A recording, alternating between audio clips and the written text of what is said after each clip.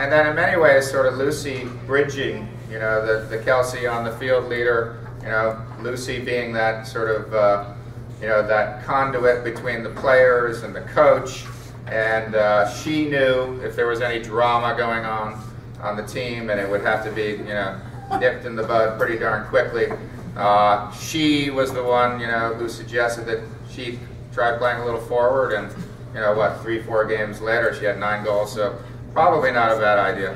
And then, you know, once we got some healthy bodies back, Leah with an ankle injury early on, and Maya and so forth, so, you know, we were strong on the back line, and we could move Lucy up front and Ada to midfield, and you know, the rest worked. So, you know, Lucy was great that way. You know, very, very optimistic. All 3 of them were, and so they were great captains. Why don't you guys just come up here? I'm going to talk just a little bit about Lucy first. So Lucy, why don't you come up?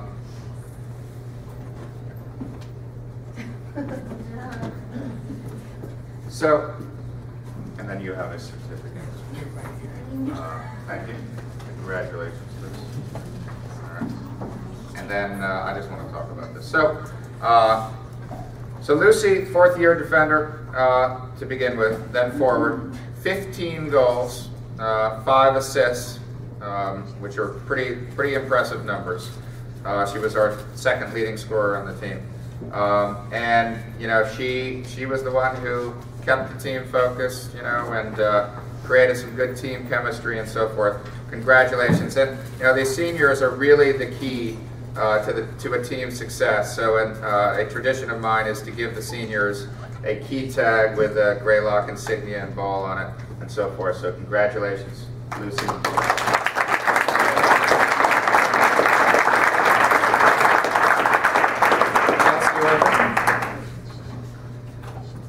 So Kelsey, 4th-year senior, and you get a captain star, Timor star. All right, and I will give you that right now because we've already talked about it. All right. So Kelsey had an awesome year in so many ways. You know, she was great captain, great on the field leader, inspiration for a lot of the younger players. You know, she sets the bar pretty high for them to try to achieve that type of level of soccer. And you know, when you look at that stat sheet and you see her 13 goals, 14 assists, I mean, that's incredible balance.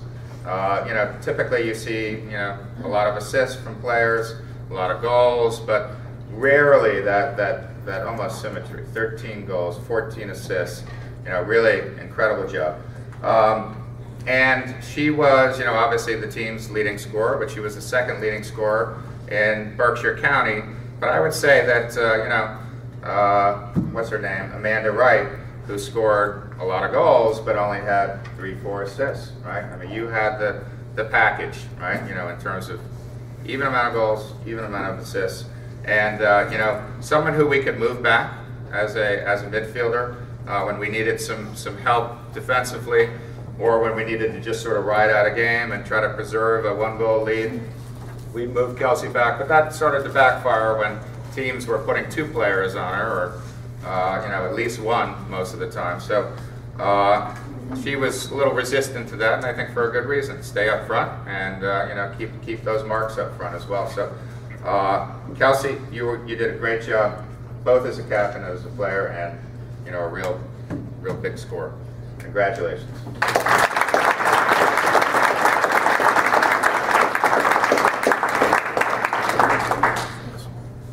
And then Merv Oler.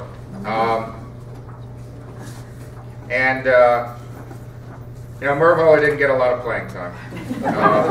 But she did get into the Taconic game, and that was senior night, and she deserves a handshake for it. All right. And then you get a bar.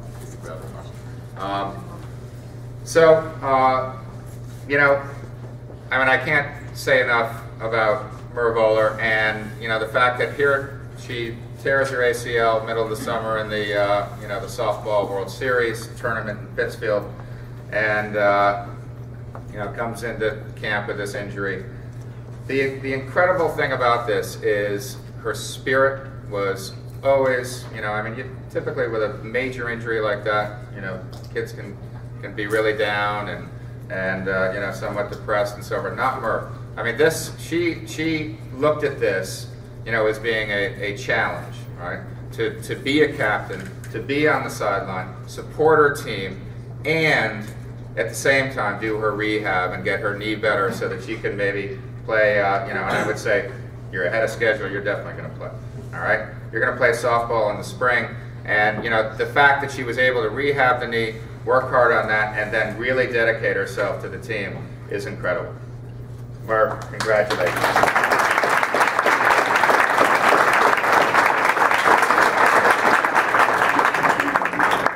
So, great captains, great season. Now I want to get on to a few team honors.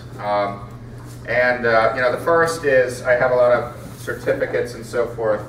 I just want to announce this. I think the girls can get these after these Scholar Athlete Awards and so forth. We had a GPA average of 3.95. All right, let's round it up.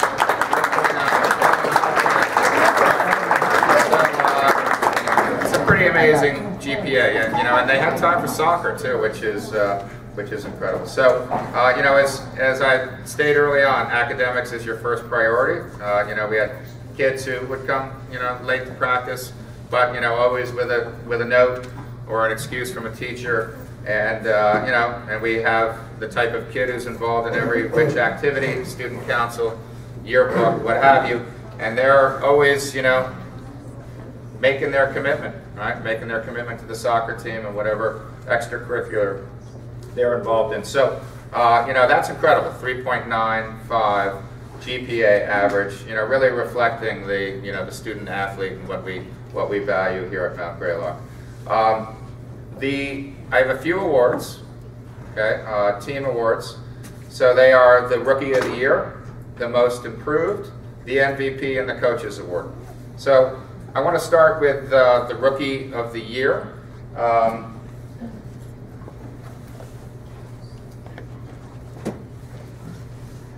And this year's recipient of the Rookie of the Year trophy was a first-year midfielder, sometime forward, maybe early on. She is just a beautiful player, really skilled. She was the 5th highest scorer on the team, not bad for first year. And as I mentioned earlier, it was great to have her return from the Netherlands. Our recipient of the Rookie of the Year is Ada de Goyer.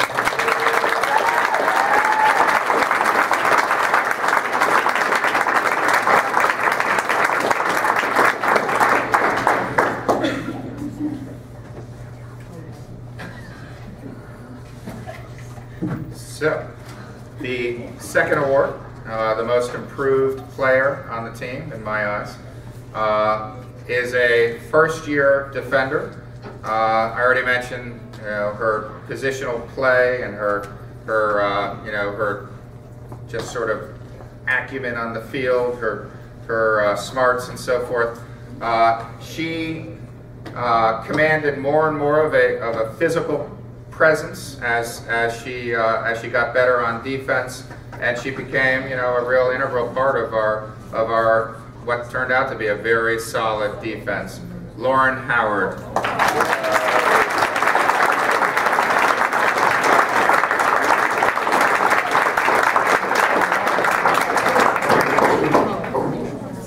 So this year's MVP is 4th year forward. She was our highest scorer 2 years in a row. As I mentioned, those balanced stats, and second leading scorer in Berkshire County. Great field leader, Kelsey Orpin, congratulations.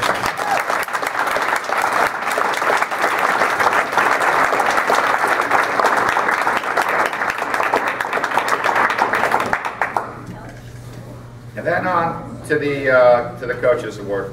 I think this year's team, it was a unique situation, and I felt clear that I really need to honor this fourth-year defender, great captain. I already mentioned the difficult situation with the knee injury, and she was not only a captain, but she was in many ways an assistant coach, a drill sergeant, especially with our ACL prevention exercises. She really got on the girls for that. And just incredible enthusiasm, support from the sideline, encouragement of all players. I mean, not just the players on the field, but she encouraged all the players. It was great having her with the team, and I'm so proud of her efforts. Merv Buller.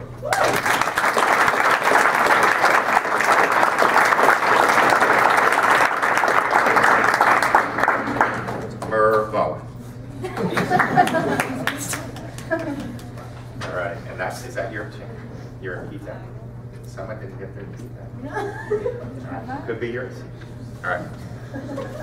So, those are the awards. Now, I resurrected a tradition last year, and it's pretty simple. The award winners. So, the sword, it goes to the most prolific scorer on the team, the leading scorer with 13 goals and 14 assists. But she was closely battled by Lucy Barrett. Kelsey Orpin, you get the sword.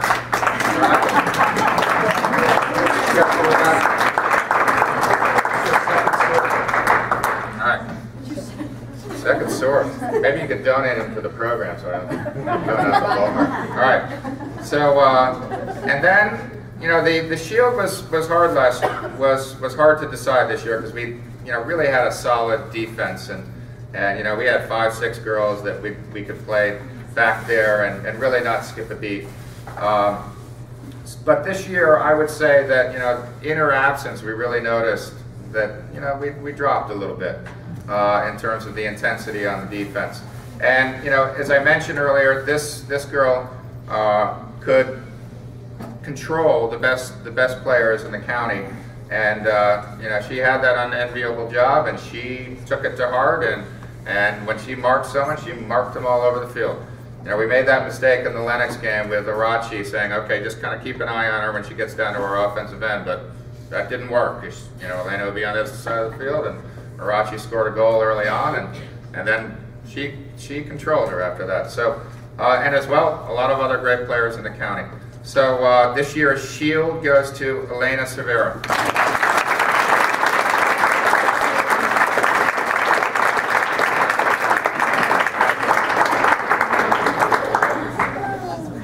It's real equipment. All right. So now on to the county-wide honors. The coaches get together end of the season, and we decide on an all-North team. The North team is clearly the power division in Berkshire County. Pittsfield, Wacona, Greylock, Hoosick, and Lennox. We ended up third in the North Division. 4-4, we split our games in the North. We beat Hoosick twice and Lennox twice. So really good teams. Pittsfield, very strong program. Wacona won the Western Mass D3 final. And so we chose as coaches 18 total players from the 5 North teams. So you can imagine, well over 100 girls available. So this year we had 4 players selected for this county-wide honor, and I would say that this is really the biggest honor that you can have.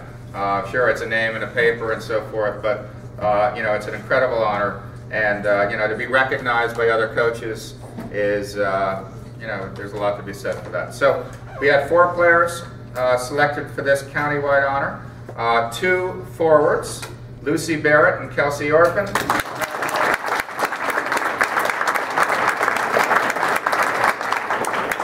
Kelsey had no idea, so she's absolutely shocked. She was told by the Pittsfield coach way back when. And then we had one midfielder chosen, and this girl, as I mentioned, was the quarterback of our offense, and a lot of coaches were impressed with her playmaking and possession skills and passing skills. Melissa Swan.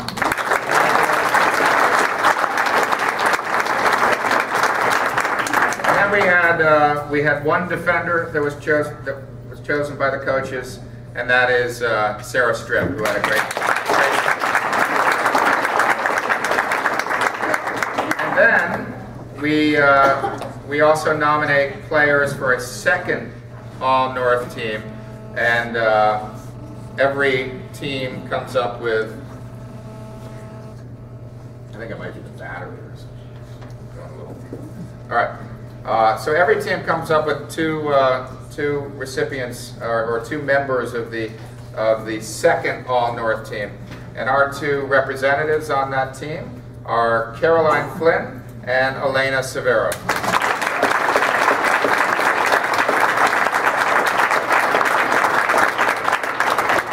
And finally, before I get to the thanks, I want to announce next year's captains.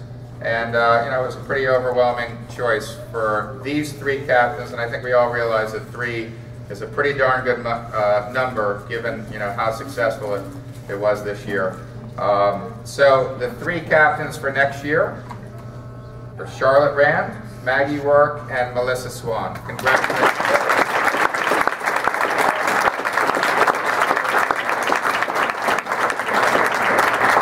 Before we get on to the players and some of their their speeches and awards and so forth, or gifts, I just want to I want to thank all the players, especially for making this such an enjoyable year. The moments that you remember in terms of some of the hilarious moments in our rapid fire game, and hearing you guys constantly talking. I mean, it took a whistle after a while to get you guys to be quiet, but that din of conversation as you would head off on your pre-practice jog, and then I could hear you guys literally coming around the building because there's that conversation continuing. These girls got along really, really well, and I think all of us, I mean, the entire program from the JV and Ray and our bus rides and so forth, we got along well, and that's such an important part of a team. So congratulations to all the players, and thanks to all the parents for your support and diligence. A lot of hard work throughout the entire season to put this, to put any sports program together and to raise funds and so forth. I want to especially thank the captains' parents, Liza and Paul Barrett, Amy and Scott Orpin, and Doreen and Tuck Baller for all the help.